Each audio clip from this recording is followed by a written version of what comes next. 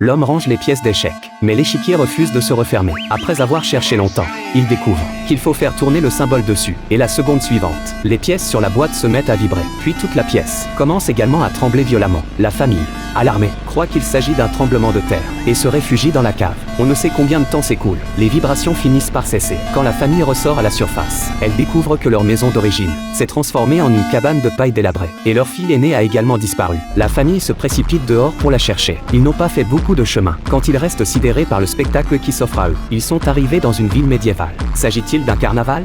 C'est alors qu'ils découvrent un échafaud devant eux, où l'on exécute un criminel, simplement parce qu'un villageois est apparu dans la rue la nuit, avec quelques taches de sang sur ses vêtements. Il est traité comme un monstre, et bénéficie même du soutien de tous les villageois. Le spectacle semble bien réel, mais quand Jacques goûte le jus de tomate éclaboussé sur lui, il prend peur et s'enfuit en entraînant sa famille. Ce n'est qu'après que son père, ancien tueur, les goûter qu'ils comprennent que c'est vraiment du sang. Après de longues réflexions, c'est finalement le fils qui pense qu'ils ont vraiment voyagé dans le temps jusqu'au Moyen-Âge. À ce moment-là, en se retournant, ils découvrent derrière eux un soldat en armure. Jacques s'approche rapidement pour demander l'heure exacte, ce qui confirme qu'ils ont vraiment voyagé dans le temps. Juste à ce moment, le réveil du téléphone de Jenny se déclenche. Le soldat, effrayé, s'apprête à dégainer son épée pour attaquer. Mais le grand-père envoie le soldat voler d'un seul coup de poing. La famille reste perplexe. De retour à la maison, Jacques découvre que son père, qui souffrait de démence sénile, se comporte maintenant comme une personne normale. Il se souvient même de son enfance. Avant qu'il puisse s'en étonner, les objets autour d'eux se mettent à voler un par un. La famille est terrifiée. Un sac de farine s'élève dans les airs, puis se répand sur la table.